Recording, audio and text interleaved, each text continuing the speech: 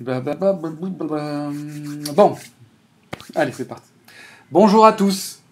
Merci d'être encore sur ma chaîne. Aujourd'hui, on va parler de cet effet-là. Donc, si vous avez aimé, si vous voulez savoir faire cet effet-là tout seul comme un grand, c'est un tuto qui va être très court. Et on se retrouve après ça.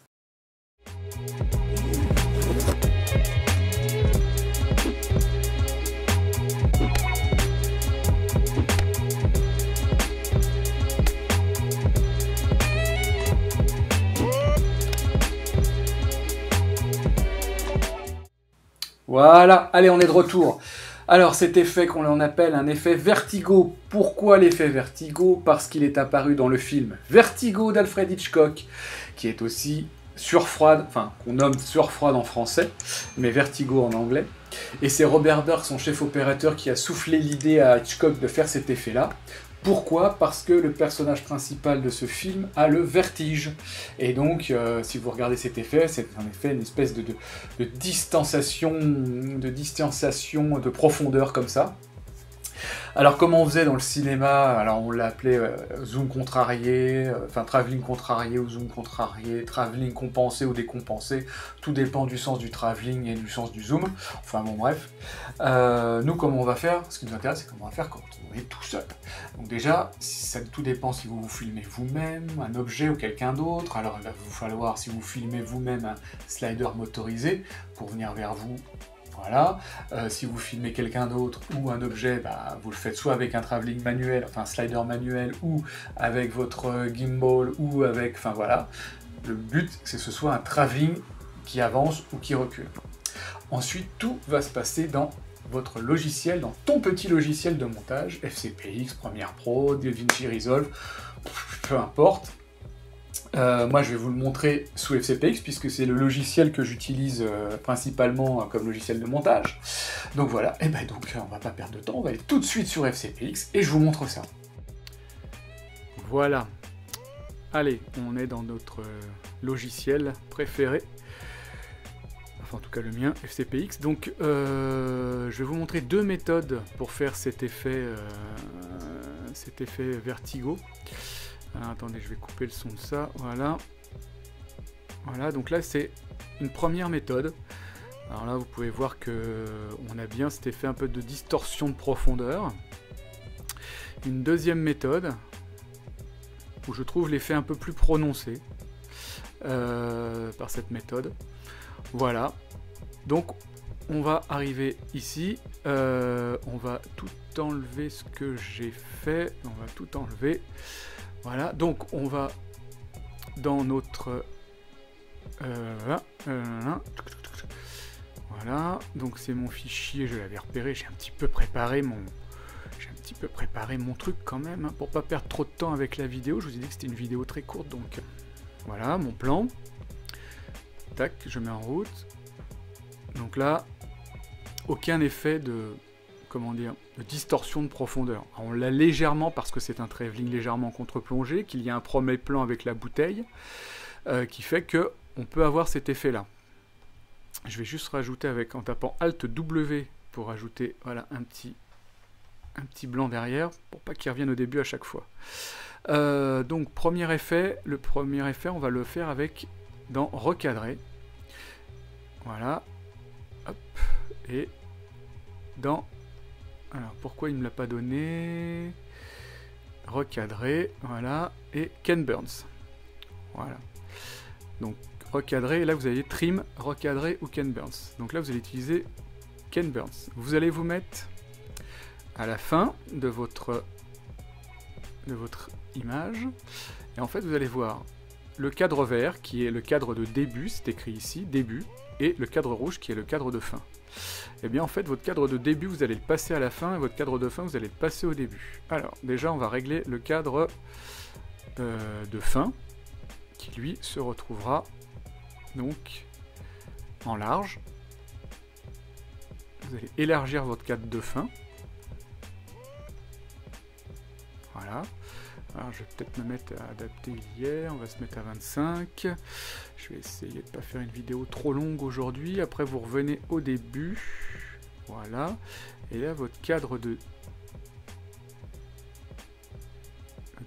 début, si j'arrive à l'attraper. Pourquoi il ne veut pas? Voilà. Hop. Voilà. Voilà, vous allez le cadrer. On va dire comme ça. On va l'adapter. Voilà, on va enlever les trucs. Il y a un petit truc que j'ai pas fait, peut-être. Attendez, je regarde un truc. J'ai peut-être pas fait ça. Je vais regarder. Voilà, j'avais pas. Voilà, un petit peu de colorimétrie sera plus joli. Hein. Donc vous voyez, hop, je relance. Donc là, on a vraiment le fond qui s'éloigne du sujet. Donc on garde en fait notre sujet principal aux mêmes proportions dans le cadre. C'est ça l'effet Ken Burns. Robert Burks, pardon. L'effet Ken Burns, n'importe quoi. C'est l'effet Robert Burks, donc dans Vertigo. Voilà, donc ça c'est la première méthode. Deuxième méthode, vous venez dans votre bibliothèque. Alors vous étiez dans vos clips, ici, et ici vous avez donc les sons, et puis les titres et les générateurs. Vous venez chercher votre forme, que vous allez venir mettre ici. Voilà, vous allez tirer de bout en bout. Voilà. On va enlever ça. Vous venez après dans votre inspecteur de forme. Vous enlevez donc ça. Je sais pas ce qui me fait mon ordi, là, il commence à me stresser. Vous pouvez choisir la forme adaptée, le mieux adapté à l'objet que vous allez vouloir mettre dans cette forme, puisqu'en fait cette forme va servir de proportion et à garder toujours la même proportion dans l'image du début à la fin. Donc moi je choisis un rectangle puisque j'ai choisi en fait de mettre ça sur mon colis.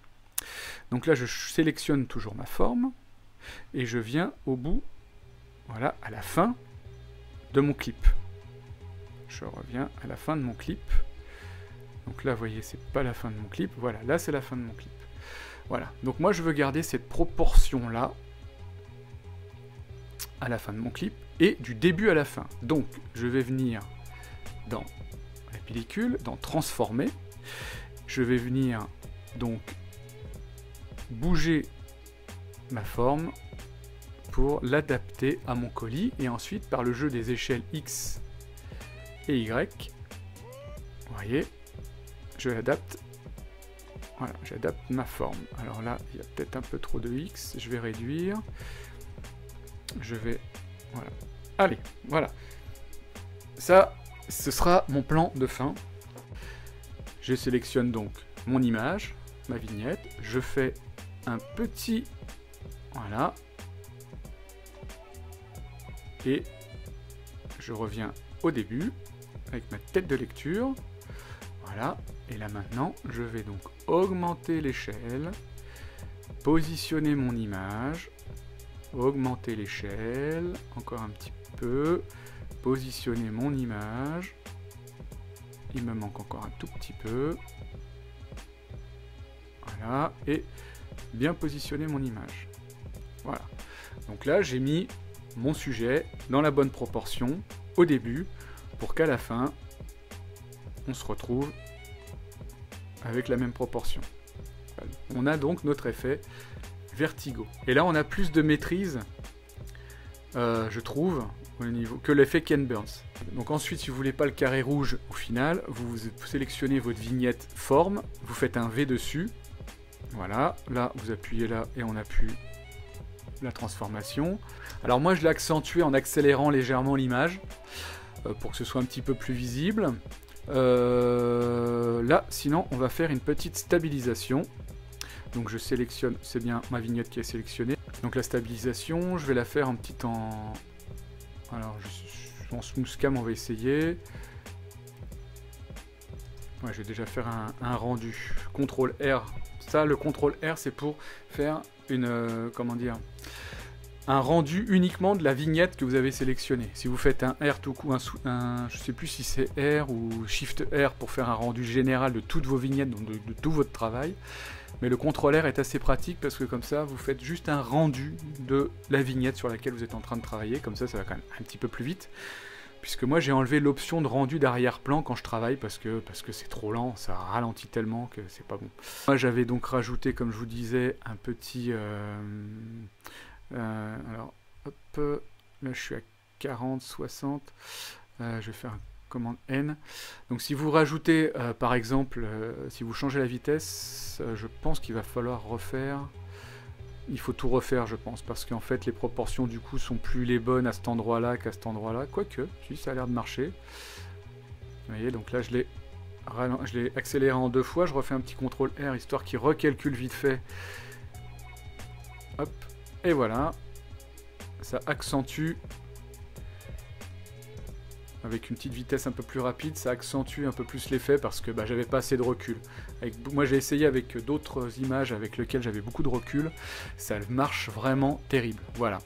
Donc voilà, allez. Voilà. Merci d'avoir suivi ce petit tuto, j'espère qu'il vous aura intéressé et qu'il va,